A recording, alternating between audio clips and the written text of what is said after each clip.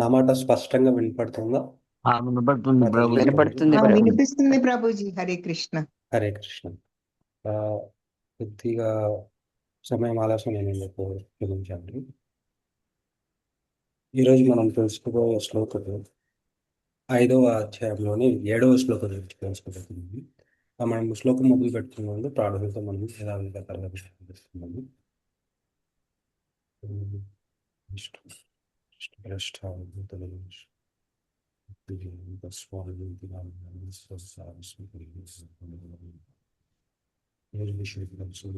పాశ్చాత్య శ్రీ కృష్ణ చైతన్య ప్రభు నిత్యానంద శ్రీ అద్వైత గదాధర శ్రీవాస గౌరభక్త హరే కృష్ణ హరే కృష్ణ కృష్ణ కృష్ణ హరే హరే హరే రామ హరే రామ రామ రామ హరే హరే.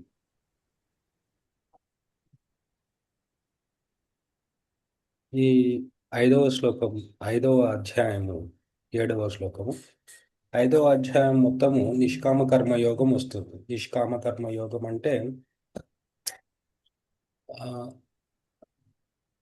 కర్మలు చేస్తూ ఉంటాడు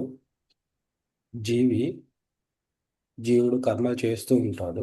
కానీ ఆయనకు అలా కర్మల యొక్క ఈ పాపపుణ్యాలు ఏవైతే ఫలితాలు ఉంటాయో అవి అంటకుండా చేస్తూ ఉంటాడు. దానినే నిష్కామ కర్మయోగం. అది ఎలా చేయాలి, ఎలా చెయ్యొచ్చు అనేది నిష్కామ కర్మయోగంలో మనం తెలుసుకోవచ్చు. అంటే అందులోని మళ్ళీ 7వ అధ్యాయం 7వ శ్లోకము తెలుసుకోబోతున్నాను. 7వ శ్లోకం నుంచి 12వ శ్లోకం వరకు కొన్ని కొన్ని కొన్ని శ్లోకాలు మనం విభజించుకోవచ్చు. ఏం చెప్తున్నారు దాన్ని బట్టి మనం విభజించుకోవచ్చు. 7వ శ్లోకం నుంచి 12వ శ్లోకం వరకు నిష్కామ కర్మయోగాన్ని ఎలా చేయాలి అనేది మనం తెలుసుకునే శ్లోకాలు ఇవన్నీ. మనకు చాలా ఉపయోగపడే శ్లోకాలు. ఎందుకంటే మనం సాధారణంగా మనం బయట కూడా పని చేస్తూ ఉంటాము. అంటే ఉపాధి కోసం మనం బయట కుటుంబ పోషణ కోసం బయట పనిచేస్తూ ఉంటాము. అలాంటి సమయాల్లో మన కర్మలు అవి మళ్ళీ బంధనాలు కాకోకుండా కృష్ణ చైతన్యంలో ఎలా కర్మలు చేయాలి అనేది ఇక్కడ ఈ శ్లోకాల్లో మనం తెలుసుకోవచ్చు. ఈ శ్లోకాల్లో మనం తెలుసుకుంటూ 7వ శ్లోకం చర్చించుకుంటున్నాము. ఒక్క నిమిషము.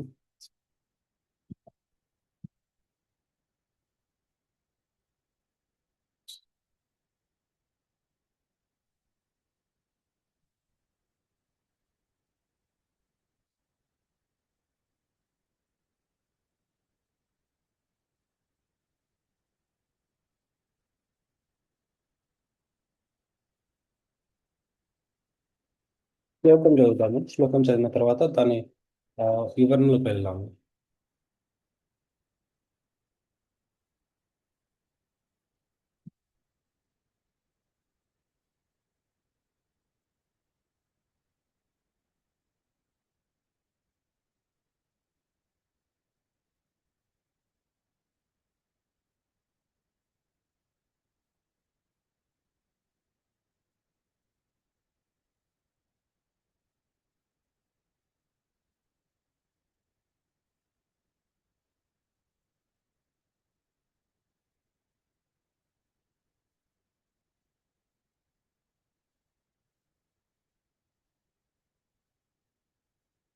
కృష్ణ భక్తి భావనలో కర్మ కృష్ణ భక్తి సహిత కర్మ అని అంటే కృష్ణ భక్తితో పాటి ఈ కర్మ చేస్తూ మనకు ఎలా నిష్కామ కర్మ అవుతుంది అనేది ఈ అధ్యాయం 7వ శ్లోకం మనం తీసుకోబోతున్నాము. 7వ శ్లోకం చదువుతాను, తర్వాత మనం వివరణకు వెళ్దాం. యోగయుక్తో విశుద్ధాత్మా విజితాత్మా జితేంద్రియః సర్వభూతాత్మా కుర్వన్నపి న లిప్యతే. యోగయుక్తః భక్తియుక్త సేవలు నెలకొన్నవాడు, విశుద్ధ ఆత్మ పవిత్ర ఆత్ముడు, విజిత ఆత్మ ఆత్మ నిగ్రహం కలవాడు, జితేంద్రియ, ఇంద్రియములను నిగ్రహం కలిగి, సర్వభూత, సకల జీవులకు ఆత్మ కరుణ కలవాడై, పూర్వనపి కర్మలో నెలకొన్నప్పటికీ నా ఏనాడు లిప్యతే బద్ధుడు కాడు. ఎలాంటి వాడు మనకు ఎలా ఉంటాడు, నిష్కామ కర్మలు చేసే జీవుడు ఎలా ఉంటాడు అనేది మనకి ఇక్కడ ఈ శ్లోకంలో మనం తెలుసుకోవచ్చు. భావం చదువుతాడు. భక్తితో పనిచేసేవాడు విశుద్ధాత్ముడు, మనస్సును ఇంద్రియాలను నిగ్రహించేవాడు అయిన వ్యక్తి ప్రతి ఒక్కరికి ప్రియమైన వాడై ఉంటాడు. ప్రతి ఒక్కడు అతనికి ప్రీతిపాత్రుడై ఉంటాడు. ఎల్లప్పుడూ పనిచేస్తున్నప్పటికీ అట్టివాడు ఏనాడు బద్ధుడు కాడు. భాష్యం చదువుతాను. భాష్యంలో నుంచి కొద్దిగా చిన్న భాష్యం త్వరగా చదివేసి మనం వివరణకు వెళ్దాం. కృష్ణ భక్తి భావన ద్వారా మోక్ష పదంలో ఉన్నవాడు ప్రతి జీవునికి అత్యంత ప్రీతిపాత్రుడై ఉంటాడు. ప్రతి జీవుడు అతనికి ఇష్టపడిన వాడై ఉంటాడు. అతని కృష్ణ భక్తికి దీనికి కారణం. చెట్టు ఆకులు కొమ్మలు చెట్టు నుండి వేరు కానట్లు ఏ జీవిని కృష్ణునికి అన్యముగా అట్టి వ్యక్తి ఊహించలేడు. చెట్టు మూలానికి నీరు పోయడం ద్వారా అన్ని ఆకులకు కొమ్మలకు నీటి సరఫరా అవుతుందని, లేదా కడుపుకు ఆహారం ఇవ్వడం ద్వారా శక్తి అప్రయత్నంగా దేహమంతటా వ్యాపిస్తుందని అతనికి బాగా తెలుసు. కృష్ణ భక్తి భావంలో పనిచేసే వ్యక్తి ఎల్లరికూ దాచుడై ఉండే కారణంగా ఎల్లరికీ అత్యంత ఇష్టమైన వాడై ఉంటాడు. ప్రతి ఒక్కడు అతని పనులచే సంతృష్టి చెంది ఉండే కారణంగా అతని చిత్తము నిర్మలంగా ఉంటుంది. విశుద్ధ చైతన్యం కలిగిన కారణంగా అతని మనస్సు పూర్తిగా నిగ్రహించబడి ఉంటుంది. మనస్సు నిగ్రహించబడినందున అతని ఇంద్రియాలు కూడా నిగ్రహించబడి ఉంటాయి. అతని మనస్సు సర్వదా కృష్ణుని పైనే కేంద్రీకరించబడి ఉండే కారణంగా అతడు కృష్ణుని నుండి దారి తప్పే అవకాశం కానీ భగవత్ సేవ అనన్యమైన విషయాల్లో అతడు తన ఇంద్రియాలు నెలకొల్పే అవకాశం కానీ ఉండదు. కృష్ణుడికి సంబంధించిన విషయాలు తప్ప దేనిని అతను వినగోరడు. కృష్ణునికి నైవేద్యం పెట్టని ఏది అతడు తినాలని కోరుకోడు. కృష్ణునికి సంబంధించినది కాకపోతే అతడు ఎక్కడికి వెళ్ళాలని కోరుకోడు. అందుకే అతడి ఇంద్రియాలు నిగ్రహింపబడి ఉంటాయి. నిగ్రహింపబడిన ఇంద్రియాలు కలిగిన వ్యక్తి ఎవరికి అపకారం చేయడు.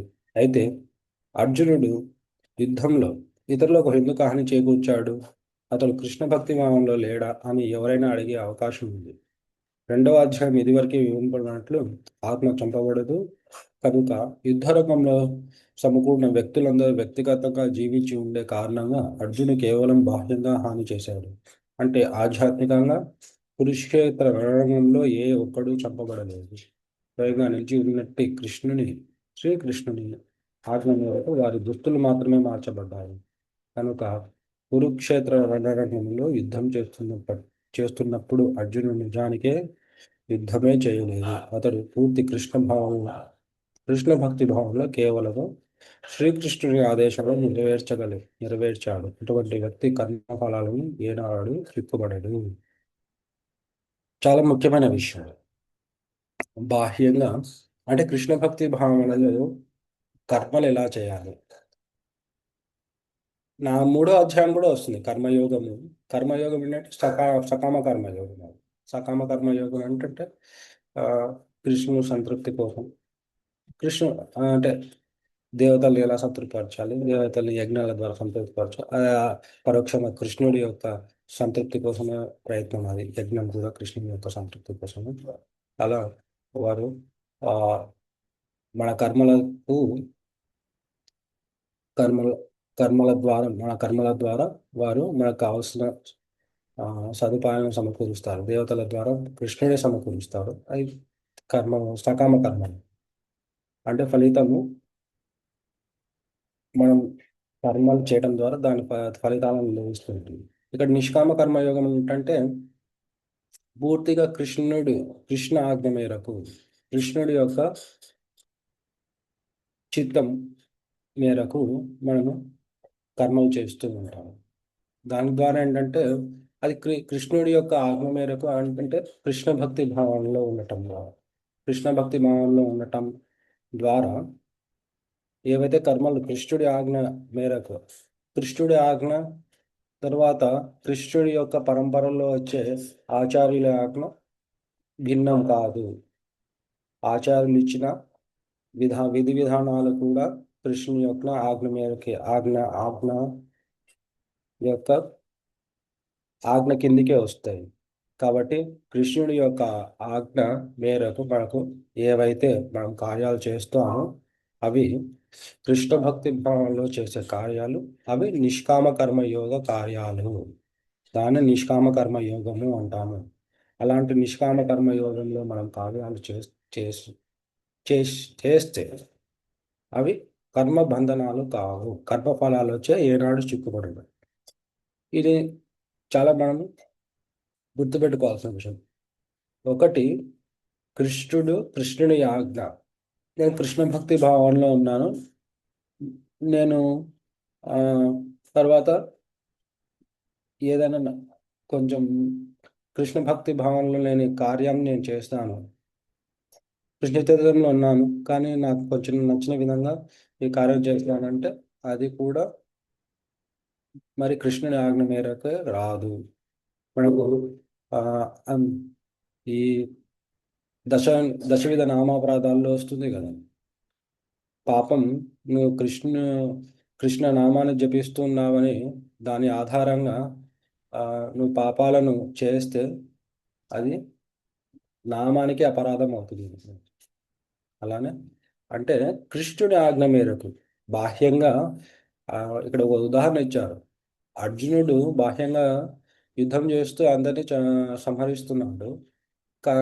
అది కృష్ణ భక్తి భావన. అంటే ఆ కార్యము మనకు పాపరహితం ఎలా అవుతుంది, నిష్కామ కర్మయోగం ఎలా అవుతుందని సాధారణ జనులు ప్రశ్నించవచ్చు. కానీ దీనికి రెండు రకాల సమాధానాలు ఇచ్చారు. ఒకటి భౌతికమైన సమాధానము, రెండవది ఆధ్యాత్మికమైన సమాధానం. భౌతికమైన సమాధానం ఏంటంటే ఆత్మ ఎప్పుడు నశించదు. మనం రెండో అధ్యాయంలో చదువుకున్నట్లు ఆత్మ ఎప్పుడు నశించదు కాబట్టి కేవలం శరీరాలు కేవలం వస్త్రాల ధారణ ఇంకొక శరీరం ఇస్తున్నారు. కాబట్టి ఆ ఆత్మను సంహరించ వీలు కాదు, కాబట్టి వారిని సంహరించట్లేదు అనేసి ఒక సమాధానము. రెండవ సమాధానం ఏంటంటే కృష్ణుడి యొక్క ఆజ్ఞ మేరకు చేస్తున్నారు కాబట్టి అది కృష్ణ భక్తి భావన అవుతుంది, నిష్కామ కర్మయోగం అవుతుంది. దాని ద్వారా పాపం రాదు. మనకు బాహ్యంగా కనిపిస్తుంది ఇది అంటే యుద్ధం చేస్తున్నాడు, సంహరిస్తున్నాడు, ఇది మనకి పాపం అంటదా అని. అదే ప్రభుపాదుల వారు మనకు కాబట్టి కృష్ణుడి యొక్క ఆజ్ఞ అంటే కృష్ణ భక్తుల యొక్క ఆజ్ఞ. ఎవరైతే కృష్ణుడికి సంపూర్ణంగా శరణాగతి తీసుకొని కృష్ణ పరంపరలో వస్తూ ఆచార్యులు కానీ వైష్ణవులు కానీ వారి ఆజ్ఞ మేరకు వారి ఆజ్ఞనే కృష్ణుడి ఆజ్ఞ కూడా ఉంటుంది. ఎందుకంటే కృష్ణుడికి వారి యొక్క అభిమతము అభిన్నం కాదు. కాబట్టి ఏదైతే మనకు శిల ప్రభుపాదుల వారు ఇచ్చారో ఆ విధి విధానాలు కూడా అన్ని కృష్ణ భక్తి వాళ్ళు నిష్కామ కర్మయోగాలు. మనకు బాహ్యంగా అనిపిస్తూ ఉంటాయి కొన్నిసార్లు. ఒకవేళ ఇది చేస్తే కర్మ మళ్ళా కర్మ వస్తుందేమో, పాపం వస్తుందేమో, పుణ్యం వస్తుందేమో. లేదు, పాపము పుణ్యము ఏది రాదు, నిష్కామ కర్మయోగము. మనకు అందుకే విధి విధానాలు ఇచ్చారు ప్రభుపాదుల వారు. పొద్దున్నే దానికి కృష్ణ భక్తి భావంలో ఉన్న అంటే నిష్కామ కర్మయోగం చేసే వ్యక్తి జీవుడు ఎలా ఉంటాడనేది ఇక్కడ మనకు కొన్ని సూచనాత్మకంగా కొన్ని వివరాలు ఇచ్చారు. ఏంటంటే అతడు కృష్ణుడికి సంబంధించిన విషయాలు తప్ప ఏది వినగోరడు. అంటే ప్రజల్ప ఏది వినగోరడు భౌతికమైన విషయాలు. అలాంటి వ్యక్తి అంటే అదొక గుణం అనమాట. కృష్ణుని నిష్కామ కర్మ యోగం చేసే వ్యక్తి యొక్క గుణం. తర్వాత కృష్ణునికి పెట్టిన నైవేద్యం, కృష్ణునికి అర్పించినది తప్ప ఏది తినడు. అవి ఎంతటి పంచభక్ష పరమాణులు అయినప్పటికీ తీసుకోడు. మనకి ఇవన్నీ సులభతరం చేసి మనకు శిల ప్రభుపాదుల వారు ఇచ్చారు. మనం కృష్ణుడు సంబంధించిన అవి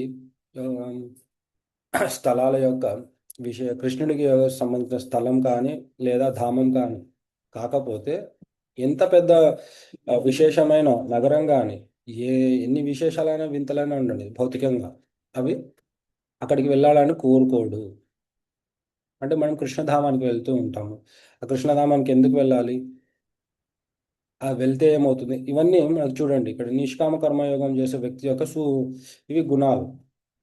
మనకు శీల ప్రభుపాదుల వారు ఇవన్నీ కేవలం విధి విధానాలు. ఇవన్నీ రోజు మనము ఒకవేళ ఇవి తెలుసుకోలేకపోయినప్పటికీ ఇది కేవలము కృష్ణ భక్తి భావంలోకి వచ్చి ఆచరిస్తూ ఉంటే చాలు. ఇవన్నీ మనకు అప్రయత్నంగానే మనకు ఇవన్నీ అలవడతాయి. చూడండి ఎంత ఎంత మనం మరి దీని మీద ప్రయత్నం చేసి మనము ఒక్కొక్కటిగా మనం నేర్చుకోవాల్సిన అవసరం లేదు, మనం ఆచరించాల్సిన అవసరం లేదు. కృష్ణ భక్తి భావంలో ఎప్పుడైతే గుడికి వస్తావో, ఆ మందిరానికి వస్తావో, మందిరంలో ఇవన్నీ అప్రయత్నంగానే మనకు లభిస్తూ ఉంటాయి. ఇవన్నీ చూడండి, ఇవన్నీ మనం చేసే ఇవన్నీ దినచర్య మొత్తము, శిల ప్రభావాలు గారు ఇచ్చిన దినచర్య మొత్తము ఇవన్నీ నిష్కామ కర్మయోగానికి సంబంధించిన నియమాలు. తర్వాత ఇంద్రియాలు నిగ్రహింపబడి ఉంటాయి. ఇంద్రియాలు అనేది ఎలా నిగ్రహింపబడతాయి? ఇంద్రియాలు ముఖ్యంగా మనకు నిగ్రహించుకోలేని ఇంద్రియం ఏంటంటే జిహ్వా. అది మనకు శిల రూప గోస్వామి వారు చెప్పారు. మనం అనుకుంటాం ఇంకా చాలా ఇంద్రియాలు ఉన్నాయి, అవి నిగ్రహించుకోలేము. జిహ్వ ఏముంది, జిహ్వ సాధారణంగా నియంత్రించవచ్చు అని. కానీ జిహ్వే ముఖ్యమైన ఇంద్రియం, ముఖ్యమైన నియంత్రించుకోలేని ఇంద్రియం అంటారు రూప గోస్వామి. అందుకే దాన్ని నియంత్రించడానికి కృష్ణ భక్తిలో మనము కృష్ణుని యొక్క ప్రసాదాన్ని మనం స్వీకరిస్తాము. కృష్ణుడి యొక్క విషయాలను మనం చర్చించడానికి ఉపయోగిస్తాం జిహ్వను. దీని ద్వారా ఏంటంటే ఏవైతే ఉదరోపస్థ వేగం ఏదైతే మనం తీసుకుంటామో, ఆహారం తీసుకుంటామో, ఆహారం వల్లనే మనకు పోషణ, అంటే ఉదరానికి పోషణ, శరీరానికి పోషణ లభిస్తుంది. దాని ద్వారానే మన మనస్సు, మన ఆలోచనల మీద ప్రభావం చూపుతుంది. మన ఏదైతే ఆహారం తీసుకుంటామో అలాంటి మనకు పాపానికి కారణమవుతాయి. ఒకవేళ కృష్ణ ప్రసాదాన్ని మనం తీసుకోలేకపోయామంటే ఈ ఆహారం వల్ల మనస్సు, ఇంద్రియాల మీద ప్రభావం చూపి అవి పాపానికి కారణాలు అవుతాయి. కాబట్టి కృష్ణ ప్రసాదాన్ని స్వీకరించటము, జిహ్వను, తర్వాత జిహ్వ ద్వారా కృష్ణుడి యొక్క మాటలు మాట్లాడటం. ఒకవేళ కృష్ణుడి మాటలు మాట్లాడకపోతే మనం అన్యమైన విషయాలు మాట్లాడతాం. అన్యమైన విషయాల్లో అవి మళ్ళీ పాపానికి కారణాలు అవుతాయి, లేదా అలాంటి కార్యాలకు కారణభూతం అవుతాయి. అంటే ఇప్పుడు చూడండి, ఒక మాట ద్వారా అది సదా మనకు 3వ అధ్యాయంలో వస్తుంది కదా, 4వ అధ్యాయం. సదా మనము చింతన చేస్తే, ఒక విషయాన్ని గురించి మనం మాట్లాడటము, చింతన చేస్తే అదే కార్యరూపం దాలుస్తుందని. కాబట్టి కేవలం కృష్ణుడి యొక్క కథలను కానీ, లేదా వైష్ణవుల గురించి కానీ, కృష్ణుడి గురించి కానీ చర్చించడం ద్వారా మనము ముఖ్యమైన ఇంద్రియం జిహ్వను నియంత్రించుకోవచ్చు. అలా నియంత్రించబడి ఉంటాయి. చూడండి, జిహ్వ నియంత్రిస్తే జిహ్వ ద్వారా మనం మాటలు మాట్లాడతాము. మాటల ద్వారానే దూషింపడటం కానీ, లేదా ఏదైనా చింతన పెరగటం కానీ, లేదా ఆ చింతన ద్వారా మళ్ళీ మనము కార్యరూపంలో కార్యం చేయటం కానీ జరుగుతుంది. కాబట్టి కృష్ణ భక్తి భావంలో ఉన్న వ్యక్తి, నిష్కామ కర్మయోగం చేసే వ్యక్తి జిహ్వ ద్వారా అన్ని ఇంద్రియాలను నియంత్రించగలుగుతారు. నియంత్రించగలుగుతారు. అలా నియంత్రింపబడి ఉంటాయి. ఇంద్రియాలు నియంత్రింపబడి ఉంటాయి. ఇది నిగ్రహింపబడిన ఇంద్రియాలు ఎవరికి అపకారం చెయ్యడు. ఆ నిగ్రహింపబడిన ఇంద్రియాల ద్వారా ఎవరికి అపకారం చేయబడు. అందుకే అందరికీ ప్రీతికరమై ఉంటాడు, అందరికీ ఇష్టమై ఉంటాడు. భక్తుడు అనేవాడు ఆయన ద్వేషరహితం ఉంటాడు. అంటే వేరే వారి పట్ల ద్వేషం ఉండదు, తను అంటే వేరే వాళ్ళకు కూడా ద్వేషం ఉండదు. ఇది ఈ రెండు విషయాలు మనకి సాధారణ స్వాభావికంగా కృష్ణ భక్తుడికి వేరే వారి పట్ల ద్వేషం ఉండదు. కానీ కృష్ణ భక్తుడి పట్ల కూడా వేరే వారికి ద్వేషం ఉండదు సాధారణంగా చూసుకుంది. ఒకవేళ భక్ ఆ, కృష్ణ భక్తుడి పట్ల ఎవరైనా ద్వేషాన్ని పెంచుకున్నారంటే వారు రాక్షస గుణం కలిగిన వారని మనం అర్థం చేసుకోవచ్చు. మనకు చాలా ఉదాహరణలు ఉన్నాయి. కృష్ణుడి కృష్ణ భక్తుల పట్ల, కృష్ణ చైతన్యం పట్ల ఎంత భౌతికంగా ఎంత ఉన్నత స్థాయిలో ఉన్నప్పటికీ వారు ఒకవేళ కృష్ణ భక్తుల పట్ల వైరం కానీ లేదా ద్వేషపూరితమైన స్వభావం కానీ పెంచుకున్న సందర్భాల్లో వారు కూడా రాక్షస స్వభావం కలిగిన వారి కిందకే వస్తారనేసి చాలా ఉదాహరణలు భాగవతంలో చూసుకోవచ్చు. ఇంకా మనము ఆ, ఇక్కడ ఏంటంటే ఆ, కృష్ణ భక్తుడు ఎలా అందరికీ ప్రీతికరం అవుతాడు. కృష్ణ భక్తుడి యొక్క భావన ఏంటి? ఇక్కడ ఏంటంటే కృష్ణ భక్తుడి యొక్క భావన అందరి జీవులందరూ కృష్ణుని యొక్క సంబంధంలో ఉన్నారు అనేసి మనకి ఇక్కడ ఎప్పుడు ఆ చింతన ఉంటుంది. కృష్ణ భక్తుని యొక్క నిష్కామ కర్మయోగం చేసే వ్యక్తి యొక్క చింతన ఎలా అయితే ఉదాహరణకు ఎలా అయితే చెట్టు ఆకులు కొమ్మలు ఇవన్నీ ఆ, ఎలా పోషింపబడతాయి? కేవలము నీటిని ఆ, వేర్లకు సరఫరా చేయడం ద్వారా కృష్ణుడి ఆ, అంటే కృష్ణుడిని మనం ఆరాధించడం ద్వారా కృష్ణు యొక్క సంబంధంలో మనం జీవుల్ని ఇతర ప్రకృతిని చూడడం ద్వారా ఈ మొత్తము ఈ కృష్ణ పోషింపబడతాయి. ఈ జగత్తు పోషింపబడుతుంది.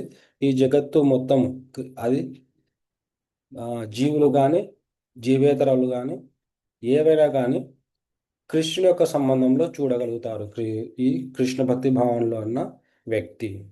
అదే నిష్కామ కర్మయోగం. నిష్కామ కర్మయోగం యొక్క చాలా గుణాలు ఉన్నాయి. మనం మళ్ళీ ఒకసారి చర్చించుకుందాము. ఎవరైతే అంటే చూడండి, భగవత్ సేవ ఇంకొక విషయం, ఇది చాలా ముఖ్యమైన విషయం ఇక్కడ చెప్పారు. అతను మనస్సు సర్వదా కృష్ణుడిపైనే కేంద్రీకరించబడి ఉండే కారణంగా కృష్ణుని నుండి దారి తప్పే అవకాశం లేదు. భగవత్ సేవకు అన్యమైన విషయాల్లో అతడు తన ఇంద్రియాలను నెలకొల్పే అవకాశం కానీ ఉండదు. అంటే కేవలం భగవత్ సేవ, పూర్తి భగవత్ సేవలో నెలకొని ఉంటాడు. బాహ్యంగా ఆ, భౌతికమైన కార్యాలని చేస్తున్నప్పటికీ మనకు అనిపిస్తున్నప్పటికీ భౌతికమైన కార్యాలు చేస్తున్నాడు అనిపిస్తున్నప్పటికీ కానీ భగవత్ సేవలో పూర్తిగా నిమగ్నమై ఉంటాడు. ఇది మొదటి గుణము.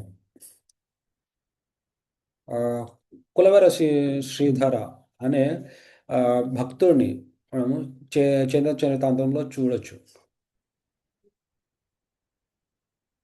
ఆ, ఆ, అతను సాధారణంగా బయట యొక్క మామిడి గింజలు లేదా టెంక ఆ, టెంక గింజలన్నీ అమ్ముతూ ఉంటాడు. కానీ పూర్తి చే చైతన్య మహాప్రభు యొక్క పూర్తి ఆ, చింతనలో ఉంటాడు. అలా ఆ, అలా మనం సాధారణంగా భక్తులు బాహ్యంగా ఏవైనా కార్యాలు భౌతికమైన కార్యాలు చేస్తున్నప్పటికీ పూర్తిగా కృష్ణ చైతన్యంలోనే ఉంటారు అనేసి మనం గుర్తించాలి. అంటే కేవలం భక్తుని నిష్కామ కర్మయోగంలో చేసే మొదటి ఆ, వ్యక్తి యొక్క మొదటి గుణం ఏంటంటే భగవత్ సేవలో పూర్తిగా నిమగ్నమై ఉంటాడు. రెండవది ఏంటంటే అతను ఆ, కృష్ణుడు తప్ప కృష్ణుడికి సంబంధించిన విషయాలు తప్ప అతను అన్యమైన వినగోరడు, మాట్లాడడు. ఇది రెండో విషయము. మనకు ఇంద్రియాలను ఎలా నిగ్రహించుకుంటారనేది ఆ, కృష్ణ ప్రసాదం స్వీకరించడం ద్వారా ఆ, కృష్ణ ప్రసాదం స్వీకరించటము, అన్యమైన ఆ, ఆహారాన్ని స్వీకరించడు, ఇదొక నియమము. ఇంద్రియాలను ఈ కృష్ణ ప్రసాదం స్వీకరించడం ఇంద్రియాలను నిగ్రహించుకుంటాడు. ఇంద్రియ నిగ్రహణ కూడా ఉంటుంది. తర్వాత కృష్ణ సంబంధంలో లేని స్థలాలకి ఎక్కడికి వెళ్ళాడు. ధామాలకు కానీ కృష్ణ సంబంధం లేని ధామాలకు కానీ ఎక్కడికి వెళ్ళాలని కోరుకోడు. మనం బృందావనము, మథుర ఇవన్నీ మనం కృష్ణ సంబంధంలో ఉంటాయి కాబట్టి ఏవైతే మనం నిష్కామ కర్మయోగం చేసే వ్యక్తి ఇలాంటి ధామాలకు వెళ్తాడు. మనకు అంబరీష్ మహారాజు ఉదాహరణ కూడా చూసుకోవచ్చు. ఈ ఆయన అంబరీష్ మహారాజ్ కూడా చెప్తారు, నేను నా కళ్ళని కేవలం ఆ, కృష్ణు యొక్క శ్రీ విగ్రహ వైభవాన్ని చూడాలి, నా జిహ్వ కృష్ణు యొక్క మాటలు, కృష్ణు యొక్క కథల కథలను చర్చించాలి. ఇలా నా కాళ్ళు కృష్ణు యొక్క ధామానికి వెళ్ళేటందుకు ఉపయోగించాలి. నా చేతులు కృష్ణు యొక్క మందిర మార్జనానికి ఉపయోగించాలి. ఇది కృష్ణ చైతన్యంలో ఉన్న వ్యక్తి యొక్క స్వభావం. మనం కూడా కృష్ణ చైతన్యంలో ఉన్నామనే దేని నిదర్శనం ఏంటంటే, ఇవి మనము అప్రయత్నంగానే మనం మనలో లీనం అవ్వాలి ఈ కార్యాలని. దాని ద్వారా ఏంటంటే మనము సహజంగానే మనము నిష్కామ కర్మయోగం చేస్తాము, అంటే కృష్ణ భక్తి భావంలో కార్యాలు చేస్తాము. దాని ద్వారా ఏంటంటే మనకు ఈ భక్తి భావంలో, కృష్ణ భక్తి భావంలో మనకు ఏవైతే కార్యాలు చేస్తామో రోజు, దాని ద్వారా మనకు పాపాలు అంటావు, పాపాలనే కాదు కర్మబంధనాలు అంటావు, అవి పాపం కానీ పుణ్యం కానీ అంటావు. ఇంకోటి ఏంటంటే కృష్ణ భక్తి భావంలో పనిచేసే వ్యక్తి ఎల్లరికూ దాసుడై ఉండే కారణంగా ఎల్లరికీ అత్యంత ఇష్టమైన వాడై ఉంటాడు. ప్రతి ఒక్కడు అతని పనులచే సంతృష్టి చెంది ఉండే కారణంగా అతని చిత్తం నిర్మలంగా ఉంటుంది. విశుద్ధ చైతన్యము కలిగిన కారణంగా అతని మనసు పూర్తిగా నిగ్రహింపబడి ఉంటుంది. కృష్ణ సంబంధంలో ఉన్న వ్యక్తి కృష్ణుడికి ఇతర జీవులు పట్ల కృష్ణుడికి కృష్ణ సంబంధంలో ఎలా ఇతర జీవులు ఎలా అనేది మనకు ఆ విషయాన్ని మనం ఎప్పుడు జ్ఞప్తి ఉంటుంది. అంటే ఇతర జీవులు కూడా కృష్ణ సంబంధంలో కృష్ణు యొక్క అంశాలే అనే విషయాన్ని ఎప్పుడు జ్ఞప్తి ఉంటుంది. కాబట్టి ఆ విషయాన్ని జ్ఞప్తి ఉంచుకొని వారి పట్ల కూడా ప్రేమను ప్రదర్శిస్తారు, ఇతర జీవుల పట్ల కూడా. అంటే ఇక్కడ ప్రీతిపాత్రుడై ఉంటాడు, ఇతర జీవుల పట్ల ప్రీతిపాత్రుడై ఉంటాడు. ఆ జీవులు కూడా, అంటే ఇతర జీవేతరులు కానీ ఈ కృష్ణ భక్తుడి యొక్క పట్ల కూడా ప్రీతికరమై ఉంటారు. ఇది మనం తెలుసుకోవాల్సిన విషయం ఏంటంటే,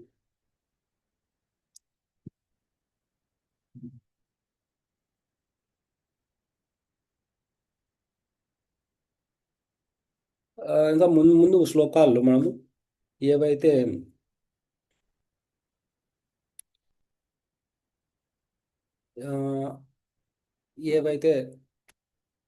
కృష్ణ భక్తి భావంలో చేసే పనులు ఎలా, ఏ గుణాలు ఏంటివి అనేది మనం తెలుసుకోవచ్చు. కృష్ణ భక్తిలో చేసే వ్యక్తి యొక్క గుణాలు ఏంటి అనేది 10వ శ్లోకంలో తెలుసుకోవచ్చు, 11వ శ్లోకంలో తెలుసుకోవచ్చు. ఏంటంటే 10వ శ్లోకంలో అంటే 10వ శ్లోకంలో అతను ఈ పూర్తిగా కృష్ణ సేవకి నిమగ్నమై ఉంటాడు. ఈ శరీరం కూడా, భౌతిక శరీరం కూడా కృష్ణుడి యొక్క ఆస్తిగా భావిస్తాడు. ఇవన్నీ మనకు వస్తాయి, గుణాలు వస్తాయి. కృష్ణ చైతన్యంలో ఉన్న వ్యక్తి యొక్క గుణాలు వస్తాయి, నిష్కామ కర్మ యోగి యొక్క గుణాలు వస్తాయి. అది ముందు శ్లోకాలు తెలుసుకుపోతాము. కొన్ని శ్లోకాలు కృష్ణ భక్తిలో ఉన్న వ్యక్తి యొక్క గుణాలు ఎలా ఉంటాయి, ఆయన కర్మలు ఎలా చేస్తాడు, గుణాలు ఎలా ఉంటాయి అనేది మనం ఇక్కడ తెలుసుకోవచ్చు. అందులోని ఒక శ్లోకం ఈరోజు చర్చించుకున్నాము. ఈరోజు ఇంతటితో ముగిద్దాము. ఏమైనా సందేహాలు ఉంటే మనము తీసుకుందాము. ఓకే, లేదంటే హరే కృష్ణ ప్రభుజీ, ధన్యవాద ప్రణామాలు. హరే కృష్ణ ప్రభుజీ, దండవత్ ప్రణామాలు ప్రభుజీ. హరే కృష్ణ ప్రభు, థ్యాంక్ యూ ప్రభుజీ. హరే కృష్ణ ప్రభు, దండవత్ ప్రణామాలు ప్రభుజీ, దండవత్ ప్రణామాలు. హరే కృష్ణ ప్రభుజీ, దండవత్ ప్రణామాలు ప్రభుజీ. హరే కృష్ణ ప్రభుజీ, హరే కృష్ణ ప్రభుజీ, దండవత్ ప్రణామాలు. హరే కృష్ణ ప్రభుజీ దండోత్ ప్రణామాలు. హరే కృష్ణ ప్రభుజీ దండవత్ కృపా సింధే భయచ ధన్యవాదాలు ప్రభుజీ. హరే కృష్ణ. హరే కృష్ణ ప్రభుజీ దండోత్ ప్రణామాలు ప్రభుజీ. ధన్యవాదాలు. హరే కృష్ణ ప్రభుజీ. ఈ రోజు మా మనవడు బర్త్డే విష్ చేయరా ప్రభుజీ? హరే కృష్ణ. దైవిక్ దైవిక్ దైవిక్ దైవిక్ అనే అబ్బాయి మాతాజీ పేరు మీ పేరు మాతాజీ? హరే కృష్ణ ప్రభుజీ. గురు మహారాజ్ గారి కోసం కూడా 3 సార్లు హరే కృష్ణ మహామంత్రం చదువు. లక్ష్మీ మాత యొక్క మనవడు దైవిక్ ఈరోజు పుట్టినరోజు జరుపుకుంటున్నారు. అతను కృష్ణ చైతన్యంలో ఇంకా అభివృద్ధి చెంది కృష్ణుడి యొక్క సేవ చేయాలి, కృష్ణుని యొక్క మనమందరం అతని యొక్క కృష్ణ చైతన్య అభివృద్ధిని కాంక్షిస్తూ అతను ఒక్కసారి హరే కృష్ణ మంత్రం చెప్దాము. హరే కృష్ణ ప్రభుజీ. గురు మహారాజ్ గారి కోసం కూడా 3 సార్లు హరే కృష్ణ మంత్రం. హరే కృష్ణ హరే కృష్ణ కృష్ణ హరే హరే హరే రామ రామ హరే రామ హరే హరే కృష్ణ హరే కృష్ణ కృష్ణ హరే హరే రామ హరే రామ రామ రామ హరే హరే కృష్ణ హరే కృష్ణ హరే హరే హరే రామ హరే రామ రామ ఇంకో విషయం ఏంటంటే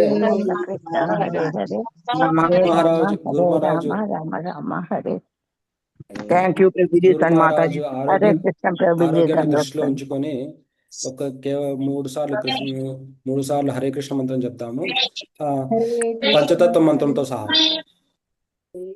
శ్రీకృష్ణ చైతన్య అద్వైత గదాధర శ్రీవాసాది బృంద హరే హరే రామ రామ రామ హరే కృష్ణ హరే రామ హరే రామ రామ రామ హరే కృష్ణ కృష్ణ కృష్ణ హరే రామ హరే రామ రామ రామ హరే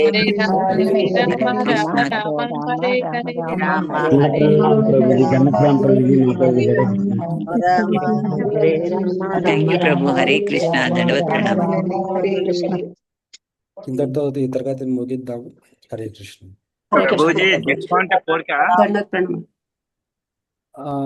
ప్రభుజీ ఎవరో మాట్లాడుతున్నారు. ఏదైనా ప్రశ్న ఉందా? జిహ్వా అంటే నాలుకమా ప్రభుజీ? నాలుక మనం అనుకుంటాము నాలుక చిన్న అవయము లేదా చిన్న ఇంద్రియం కదా, మనం నిగ్రహించవచ్చు. ఆ నాలుక నిగ్రహించడం ఎలా చాలా సులభం అనుకుంటాము. కానీ రూపగోస్వాముల వారు, మన ఆచార్యుల్లో ఒక రూపగోస్వాముల వారు చెప్పడం ఏంటంటే జిహ్వనే అత్యంత కష్టమైన, నిగ్రహించేందుకు అత్యంత కష్టమైన ఇంద్రియం అని చెప్పారు.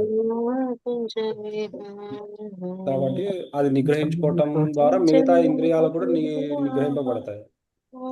అది మనకు ఈ ఉపదేశామృతంలో వస్తుంది, అది చదవచ్చు. హరే కృష్ణ. ప్రణామం.